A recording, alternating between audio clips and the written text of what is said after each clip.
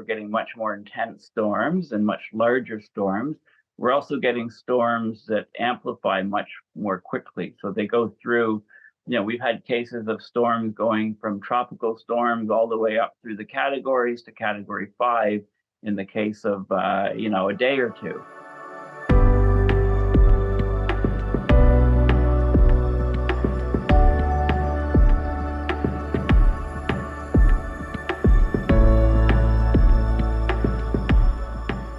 We live on a volatile planet.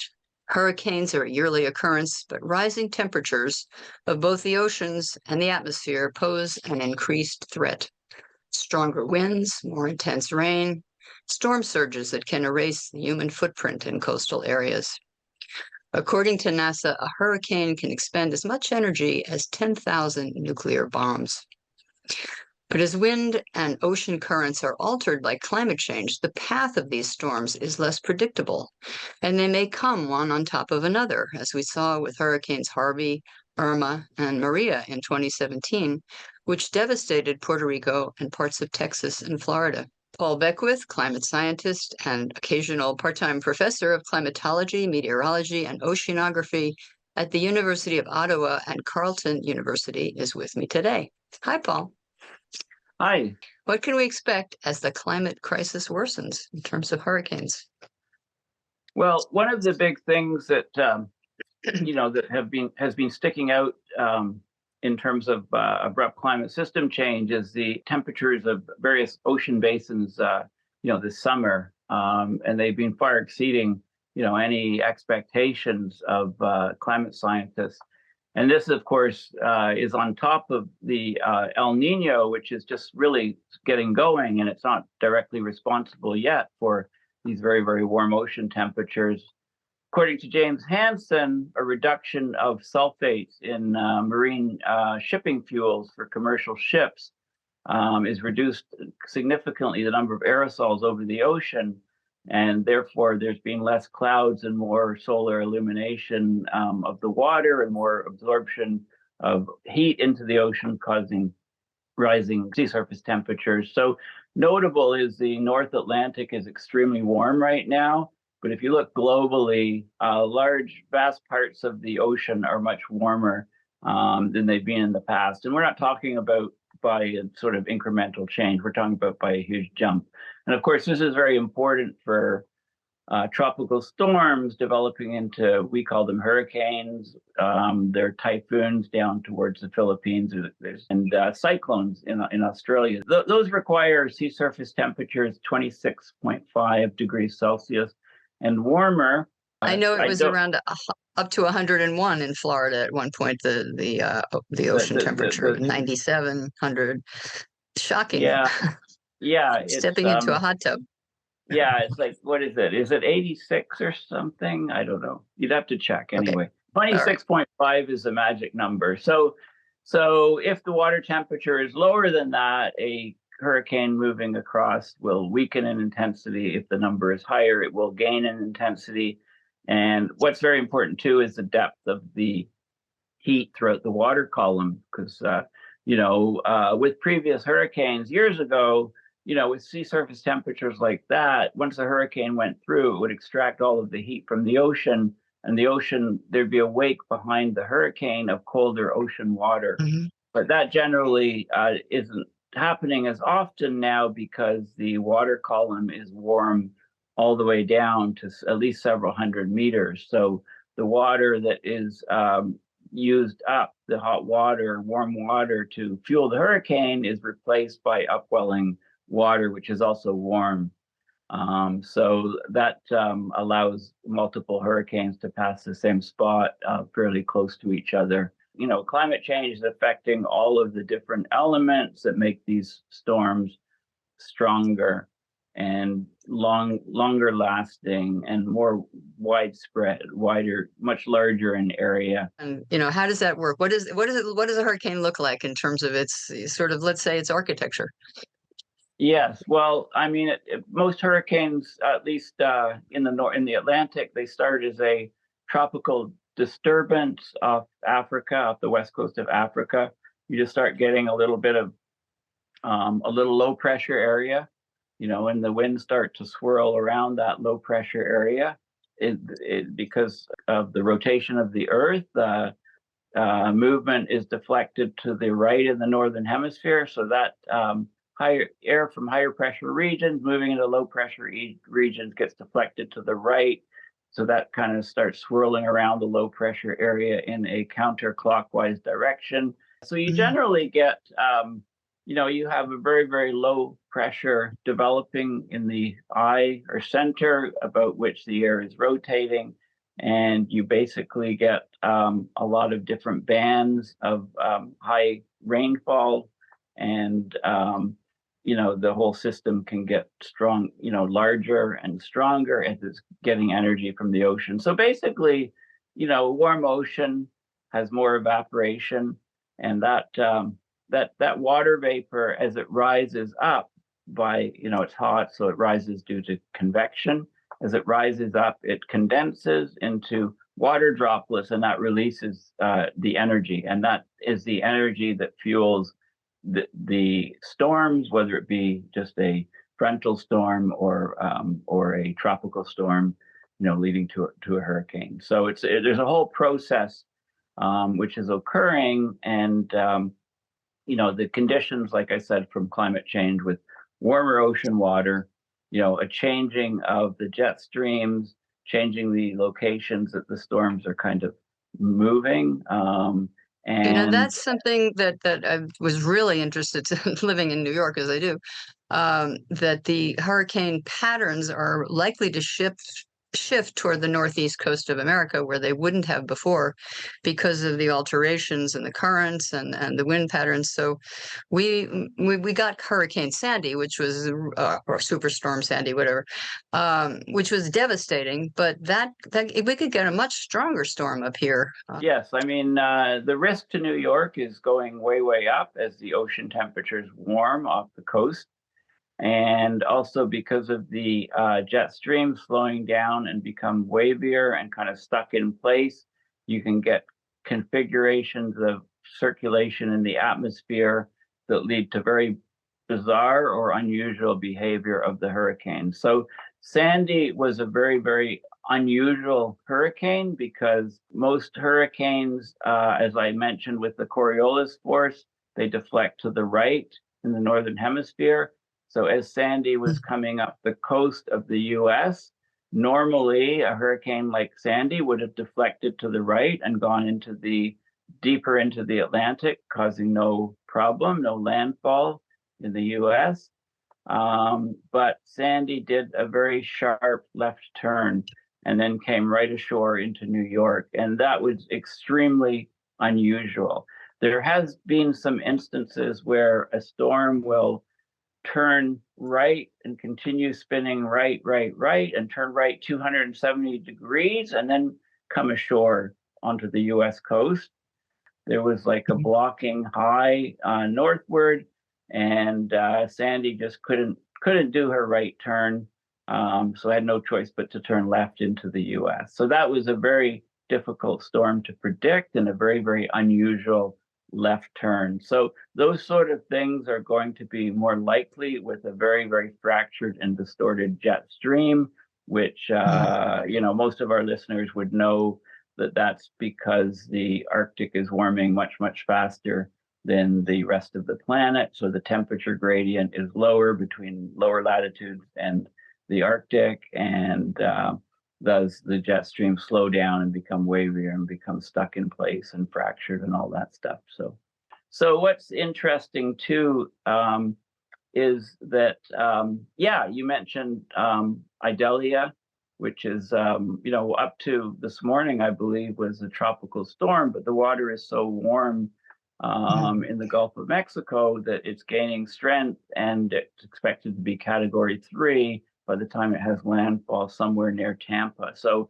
a direct hit to the Tampa region, which hasn't seen a strong storm in, I think, 70 years or something, would cause catastrophic flooding, storm surge, and lots of property damage. So people in Florida are keeping a close eye on that.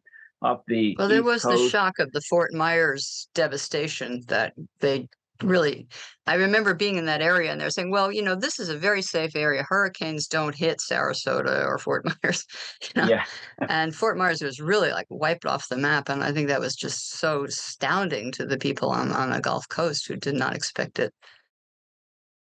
Well, that brings us to, preparedness. There's a limited amount of things people can do, but everyone should have, if you live in a coastal area, no matter where it is, you probably should think about a hurricane preparedness plan. Who are you going to call? Do you have enough food? Do you have enough water? All this, if things go really south and you lose electricity, et cetera, to pre-think all of that, what will I do? Who do I need to contact? What are my neighbors? Being aware of your neighborhood, that, older person down the street who lives alone, being the classic example. Yes. And where can I Yeah. go? Where are the shelters in my area? Yes. I had to laugh when you said, "Who are you going to call?" I immediately thought of Ghostbusters. Right? No, maybe not the Ghostbusters, or maybe they can help. I don't know. So But Hurricane Busters. yes, Hurricane Busters. So, yeah, I mean, people. There's a couple of good points here, and one of the points is that many people live in areas that are they're just vulnerable to these extreme weather events, and they're vulnerable to property loss, and the insurance companies are just going to go broke to continue to provide house insurance to these people. And people that are building new places on sandbars and things, yeah, they're just asking for trouble. I mean, there should be, if you want to visit a sandbar and stay for a while, build like a little shack or something, and then Yeah. it gets blown away, or you're okay. I mean, to build huge mansions on top of the sand, it just doesn't make sense. I mean, it wasn't Well, just it's like people doing Miami that. Beach. Yeah, Miami Beach, they keep building and building. Really? You think, yeah, what? yeah. Or So New Jersey, the coast of New Jersey. I remember this whole thing, stronger than the storm, build back better. These kinds of yeah, flagship ideas exactly. that are, it's really kind of delusional. I mean, do you really want a house on stilts if a 120-mile-an-hour wind is coming at you? I don't think so. Yeah, yeah, and with Sandy, for example, whole neighborhoods, of course, in New York, low-lying neighborhoods got flooded out, houses destroyed, and I think the building codes were changed so that they didn't let the most vulnerable people build back, and I think they were requested to move, and they weren't able to get any insurance if they did build back, and they elevated a lot of people's houses Mhm. about 6 to 8 feet they elevated them up on stilts just Yeah. so that they'd be above a similar storm. Yeah, so the insurance companies are kept alive by reinsurance companies, which are even bigger companies that insure the insurance companies, and lots of those companies are based in places like Bermuda and the Caribbean, Cayman Islands, things like that. Mm. And those companies are, they're starting to lose lots of money. They just can't keep up with all of these disasters. So everybody's insurance rates go up. So these storms destroying neighborhoods, etc. It's not just the people directly affected. There's huge numbers of spin-off effects on any house owner anywhere, basically. And will come a point where you think as these as climate change proceeds and as there's more and more of these extreme events destroying infrastructure, we'll come to a point where there's just basically not enough money to rebuild. And then, Mhm. people will have to really think about living in other areas that are not as exposed to the Right. ravages of climate change. People love to live on water, and people love to build on the ocean, and it's just not something you can do anymore. If you think that your place is not vulnerable to a very violent storm, you're probably wrong. Going forward, we need to have building codes that would recognize what's the problem with the coastal areas, and create, maybe some parkland or catchment basins, and also the flooding that occurs as more drywall is damaged and more mold occurs. These are waterborne diseases happen. So, as you say, the knock-on effects after a hurricane are also terrible. And many people die in those because they overexert themselves, or they don't recognize the damage that is there from waterborne diseases. There's also there's huge tolls on the human psyche. If you lose your home in a storm, you're still affected. For decades. I mean, you never really get completely over it. You just kind of accept it, I guess, and move on. But it always affects who you are, and if every time you see a storm coming, you have different feelings than if you've lost your house in one. Yeah, there's all kinds of effects on people. It also contaminates the water supplies, and it's disasters in the past. It used to be more like and there was a big fire, and a block of houses maybe got destroyed, and then the rest of the city could rally around rebuilding and housing the people and stuff. But now often you get an entire city destroyed. I mean, look at the wildfires in Hawaii. I mean, you get an entire town, city destroyed, and people fleeing, and it's much harder to get. Like, it's much less resilient to our towns and cities are much less resilient to recovery when they're entirely destroyed, right? That also was affected by a hurricane that didn't hit Hawaii, but it was nearby, and it did create. There are winds around a hurricane. It's not just there are winds before a hurricane, and it has a bigger footprint than its own spinning footprint, and that's what happened in Lahaina, which is I mean, that was really horrible. I mean that was there was a high pressure area north of the island and a low pressure area because of Hurricane Dora. And Dora was hundreds and hundreds of miles away from Hawaii, but it had an effect on the winds in Hawaii and the wind directions and the speeds, which then carried that fire at basically 60 miles an hour, mile a minute through the town. So and Dora was actually a pretty impressive hurricane because I think of Dora the Explorer. Hurricane Dora really explored. It just traveled an unbelievable distance across the ocean. I think it was 5,000 miles or something ridiculous, right? Mm-hmm. So very long lived, but it didn't directly impact people because it stayed out to sea for its transit. So I mean, we're getting hurricanes occurring earlier than they did before because the oceans are so warm. So the hurricane season, if you like, is extending on both ends. And we've talked about how we're getting much more intense storms and much larger storms. We're also getting storms that amplify much more quickly. So they go through, we've had cases of storms going from tropical storms all the way up through the categories to category 5 in the case of, a day or two.